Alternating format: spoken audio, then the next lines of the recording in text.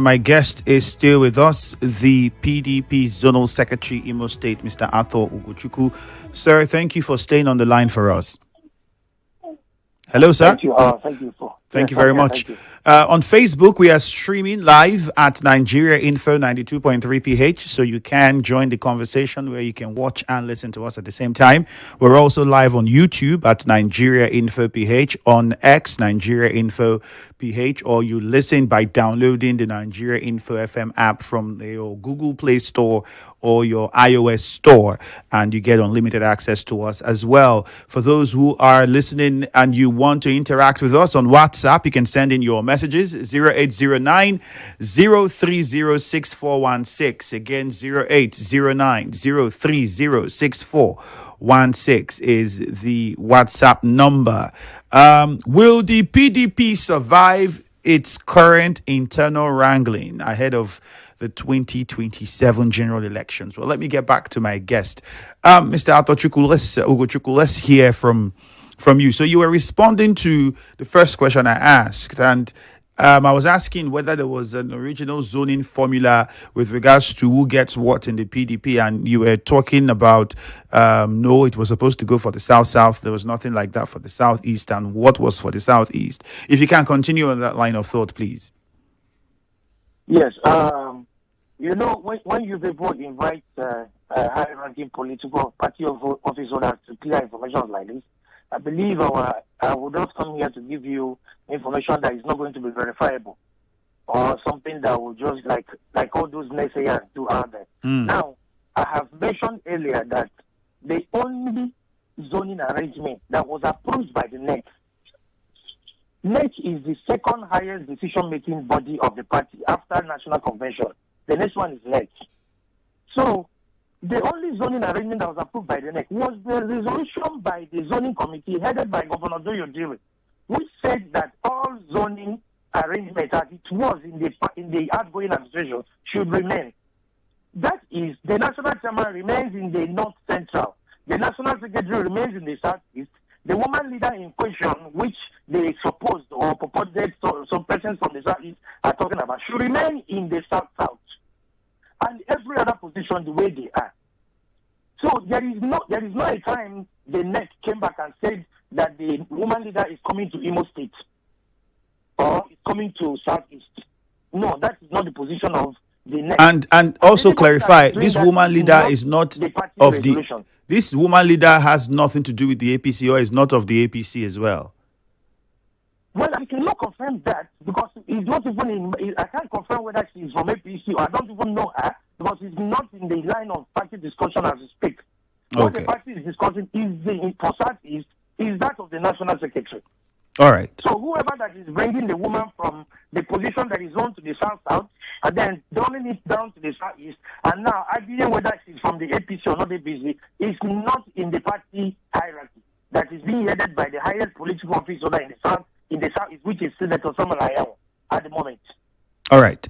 Now, talk to us about the governors that you say some governors trying to hijack the party. And I was asking what you're accusing the governors of was similar to what they accused the FCT minister while he was governor of Rivers State of, when he stepped in a time where the party was facing some crisis.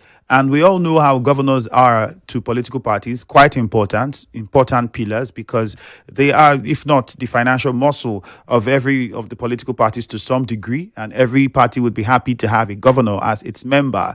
Now, what you are saying these governors are trying to do, some have accused the FCT minister while he was governor of doing, and some think is what he's still even trying to do as FCT minister. So what do you make of it? Well, assuming without considering what you have just said, that the FCT minister did something like that. Now, when FCT minister was the governor, FCT minister did not bring people that have been expelled from the party and give their party positions. I can confirm that. And FCT minister, when he was hijacking or taking over the party, as he said, the party did not lose about 8 governors already at a stretch. Instead, the party even got more governors in the last election. We won more governors from 11 states to like 12 or 13 states. Now we have dropped down to 6 or 7 governors, assuming that that's what he did at that time. Now, if you're a governor, you want to hijack the party, or you are sure you want the party to survive, Why don't you do it in the right way? Why don't you do it through lobbying instead of imposition? And then imposing with the wrong people. I have mentioned now that there is a person from the Southeast. I have, in fact, on TV stations, I've mentioned his name, who is not a member of the party, who did not challenge the decision of that court against him. So what does he have to do? Does it not mean that decision of the court is subsisting? Somebody will hold that court judgment, and then after going to convention, according to the 15th to 16th of November in Oyo State, and this man signed all the documents as it relates, and all notices relate to the convention, even people from his side. Somebody will go to court and say, "This is not, you failed in your constitution by letting someone who is not a member of the party partake in that convention." So that is, you are trying to kill the party indirectly. In fact, it's a direct affront on the party. So, like you said, if we did something like that, he probably did them in the right direction, and the party was waxing strong and was doing well, and we did not lose any governor. So how come we are losing governors? Because some people said the party should do the right thing instead of doing the wrong thing. But why don't you do it the same way Wike did it then, if you are sure that Wike hijacked the party in the right direction, which I can see. All right. We didn't lose governors. We got governors. Okay. So do you agree with people who said that the APC has a hand in what's happening within your party? No, I do not agree with them. What is happening in the party is internal party politics. So you don't think there's anyone who's meandering with the APC or philandering with the... people saying it have evidence, but to the best of my knowledge, there is no evidence. If the party is trying to self-destruct, you don't try to put your blames elsewhere. The person that I just mentioned now is not a member of is he the one that the APC asked? Did APC tell the governor to bring somebody who is not a member of the party to the convention? That some persons have gone to court to challenge and say this person cannot be partaking in activity relating to the convention that will destroy all of us. But many have accused the FCT minister of anti-party activity, especially when he openly says that he would not support the candidate of his own political party in the last election and even in the next election, and he's a member of the party. Don't you think that's a bit too far? And don't you think that could be a reason why some people feel, well, if that's the case, we don't need to give you insight into the details of what we do in our political party if you're not fully with us in every aspect of what being with us should be? What you just said about Wike is a member of PDP. Mm-hmm. And as such, I told you that what is happening in PDP is internal rancor, is internal politics. So if Wike is saying that he will not support the candidates of the party in the last election, and he will not support in this one, have you called him and asked him why would you support? No, but as a party, do you have a structure that handles? What do we do for you to support the candidates of our party? As a party, do you have a structure that addresses those kind of situations where a person says, I'm going to support our opposition? There is a structure. So is that structure working to address this problem? Well, I'm not at the national level I'm a zonal secretary in the state. So what I'm trying to say is that Wike has not resigned his membership of the party. Up to this minute as we speak, he's a member of PDP. He's a BOT member, he's a NEC member of the party. So it's not that APC is using him or whatever. He has not resigned his membership of the party. So what is happening in PDP is internal party play. And if it is not played well by the major players in the party, it will self-destruct the party. But we have time to make amends, to make corrections. If you see a member of the party who is aggrieved, ask the person what is the problem. APC tells how the non-members, even if they see corrupt leaders, they will tell them once you join our party, you have become a saint. But PDP doesn't do that. They don't know how to call somebody who is aggrieved in the party. But should that be the way? Should the party be saying if you are corrupt and you join us, your corruption is whatever you did is forgiven? I just use that as an example of the kind of impunity that happens in APC. That even as bad as the government of APC, as terrible as the party of APC is, they will tell you that if you still once you are corrupt, Adam Sochomole made that statement, that once you join APC, you have become a saint. So could that be why all the governors of the PDP are going there? Well, I cannot tell that. I can't tell. But what I know, if PDP puts their asses together, correct the wrong narratives in the party, make sure that things are done appropriately, are done in the right proportion and in the right direction, Every other person that has left the party may come back. Even the Bayelsa governor that is still hanging may have to come back.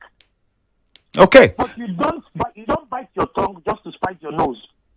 That's what happens. That's what we're seeing in the PDP.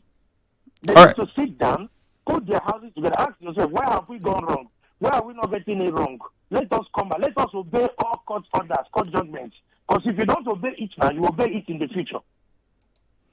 All right, Ugochukwu, thank you. Let's take a few calls, if you don't mind, so perhaps you respond to some questions that the listener might have to ask. We'll just take a few of them. 08179230002, 08179230003 is the number to call on WhatsApp. Good morning. Please ask your guest, what did Ugochukwu do that his ward suspended him? Because the news never came on air. I'm surprised to hear it now. Fatai is sending in that one. Thank God. But he says, greetings. What is eating E. coli is inside the cola nut. So PDP should go and put their house in order. I said it before that the Magun is not capable of handling the party. Thank God, ability at Twig, but that came in from you. Please, let's keep it very short and straight to the point. Will the PDP survive this? Braid from Ada George. Good morning. Yes, good morning. Go on, please. And also to the guests, good morning. My name is Chief Comrade Andrew. Yes, so my question is this. If a party hierarchy head, would that leader supposed to face the disciplinary committee? Why is it that all the high and mighty, they've been doing one thing or the other that has come to the public domain, but no one has been shown a kind of sign of discipline to them? And the DOT meeting, is our FCT minister also be part of that meeting, or why is not been part of those meetings? Thank you. All right, Braid, thank you. JJ from Rubik Bowl, quickly. Good morning. Yeah, Andrew, good morning. Let me greet your guest. I don't know if we have two PDP or they have changed constitution. Andrew, in 2015, when our brother, former President Goodluck Jonathan was running, right? He did a media chat and he talked about zoning. He said, and I quote, please, you can verify, and your guests too can verify, that zoning starts after the presidential candidate as he was president under the party then told us. Two, the thing is, Damagun and Kayawu, they are playing football in two different leagues in the same team. You see them going this side, Kayawu going this side, because he's living in the shadow of someone else. So at the end of the day, how do you think the PDP can survive this internal onslaught? Because they're saying that the insect that is eating the kola nut is right inside the kola nut, and you know it. Thank you very much. Gift in Yenegua. Good morning. Good morning, Ifiemi Andrew. Yeah. Good morning to your guest as well. Ifiemi Andrew, I will repeat myself again, and I will do this over and over. You can imagine now, on Motor Show, I've asked everybody that the status quo should be maintained. But you can imagine they are going ahead with arrangements, screening, and all the rest. Tomorrow, when the heavy armor comes upon PDP, you will now say APC is behind it. Put your house in order. The problem of PDP, it is arrogance and disobeying the rule of law. And you are planning to take over from a government of the day. How can you tell me somebody like Ezebanye Wike, my own political leader, that you know has the say, the all without, in terms of putting PDP in order? You refuse to because you have your own agenda. You have zoned secretary to yourself, which is Makinde through Arapaja. Now you have zoned Turaki again to be national chairman. And secretary is telling you that signature was forged. I'm not the one, you put it. And these things are before law courts. And you are telling me that PDP will survive this type of onslaught. This one is coming within. No security, no nothing, because of disobedience. All right, thank you, Gift. In Okrika, Muriel is on the line. Muriel, good morning to you. Thank you. Good morning. Yes. This is Africa woman. Ifiemi, let me call on the big writers, those that love writing books and publishing books. And let me give them a title, The Rise and Fall of the PDP. Yeah, they should begin to look at these characters so they will know how to fix their names. Give them different names in your book, especially the easy as well as the one your guest, and pick some of their statements and write your book. It's going to sell. You see, unfortunately, we in the South, PDP is one party that we're sympathetic to. So it's a big pain to some of us, even though we're not carrying members, but naturally we're just sympathetic to the PDP because we just believe the PDP is a party. So when these people come, this new breed, I call them new breeds because they are not among the founding fathers of the PDP. The new breed came and all of a sudden crashed the party. The rise and fall of the PDP. Your guest is telling us to use our tongue to count our seats. Are we children? If you want to come and tell us something that these are the people that are doing this, you cannot mention names. You have governors that are still in the PDP now. Those that are still holding on. So many people have decepted. The ones that are still hanging on, you come on the radio and national radio to accuse them that they are the problem of the PDP. And you tell us to use our tongue to count our teeth. Tell us who are who. And you're telling us you're here praising the FCC minister, praising this, and you have suspended people for anti-party activities they are not supposed to attend. So tell us, what is the most grievous anti-party activity in your party? Can you please tell us? All right, Muriel, thank you very much. Please, let us know. Mr. Ugochukwu, let's get your response so we can let you get on with your day. I know you have quite a lot to do. So in the next 2 minutes, if you can, let's get your response. And then in the mix of it, if you can tell us, are we sure of this convention holding? Let me start from the last person that just mentioned there. I feel her pains, and I want to encourage her to continue the law for PDP. Why I don't have to mention names is because there are a lot of cases in court.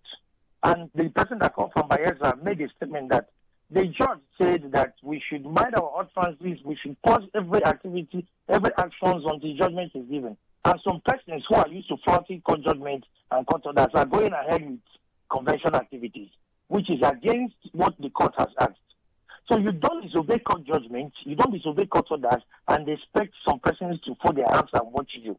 So these are some of the things. So I'm not going to mention names because the governors know themselves. But if you mention the names, it can be subsidies at the moment. So, but what is on ground right now is that a whole lot of persons are trying to save the party. So many persons want to save the party from impending danger that is about to happen. And those people, we don't have to pour fuel inside the burning fire already. That's why I don't want to mention. But shouldn't the governors be the ones that everyone gets to work with the most, because they are the only governors left for your party? They are the ones that financially, even if we don't want to say it openly, we know that these guys are the ones that will be the financial backbone of your party. And shouldn't they be the ones that everyone should be working with and trying to make sure that these remaining governors, we keep them and they don't leave, as against saying that they are the problem? No, that doesn't matter because you are the only governor there. The party is bigger than any governor. PDP is bigger than any governor, irrespective of whether you're funding. But that wasn't the case in 2015. Was it 2015? I'm coming, my friend. You cannot want to set the party through the wrong way. You cannot be a doctor that heals heals the patient by killing.